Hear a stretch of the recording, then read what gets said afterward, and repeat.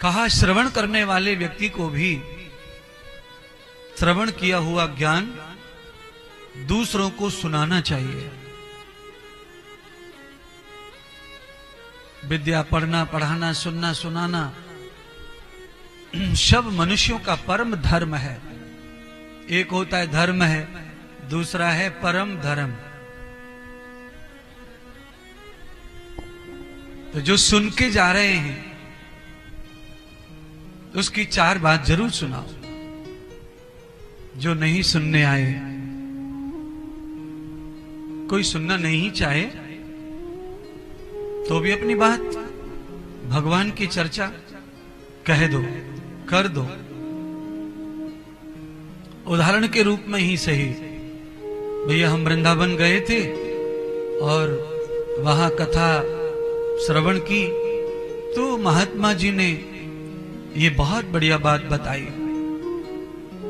तो सामने वाले की इच्छा पैदा हो जाती है, जिज्ञासा कि क्या क्या, बताओ बताओ क्या बढ़िया बात। तो कह दो, बता दो। श्रवणम द्वयार पुण्यश्च ब्रवून भवान पुण्यय। कथा श्रवण का पुण्य है और कथा सुनाने का पुण्य है, जो श्रोता ले सकता है।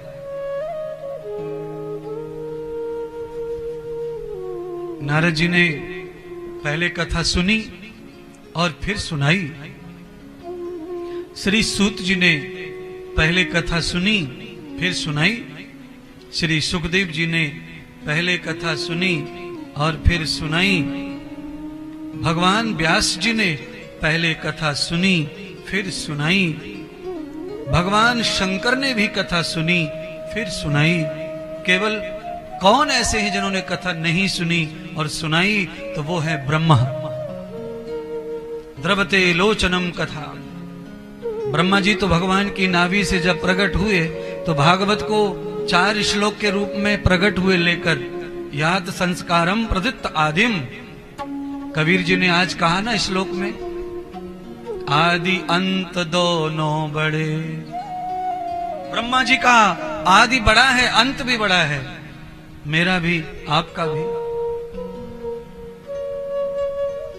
कर्म के अनुसार अंत कमजोर हो सकता है पर अंत है नहीं, वो एक जन्म का अंत है। नस्य प्रवय जन्मस्य जन्मम।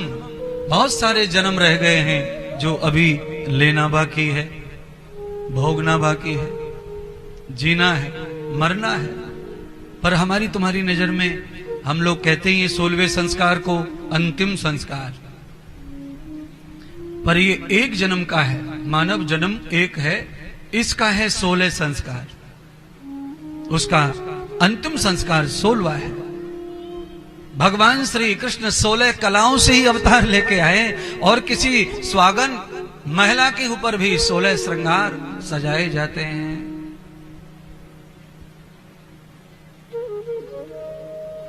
भगवान कृष्ण को पूर्ण ब्रह्म माना है क्योंकि धरती पर जितनी कलाएं हैं वो सब कला भगवान में थी।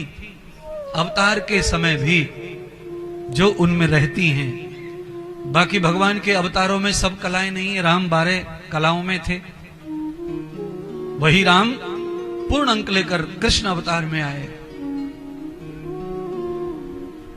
तो ये 16वां जो संस्कार है, ये संस्कार किस लिए है? तो कहा त्रवध मुक्तिम भवन्त्यो। इसके बाद अब कभी न मरना हो, इसके लिए है, कभी न मरे। और देखिए, हम कभी ना मरे उसके लिए ही हमारे घर वाले 13 दिन 14 दिन 40 दिन करते रहते हैं कार्यक्रम। मरने वाले से कुछ गलती हो गई होगी, वो अपने लिए कुछ कर नहीं पाया होगा, मुक्ति का साधन, तो फिर घर के लोग करना शुरू कर देते हैं। आज ये कार्यक्रम, आज वो कार्यक्रम, आज वो कार्यक्रम।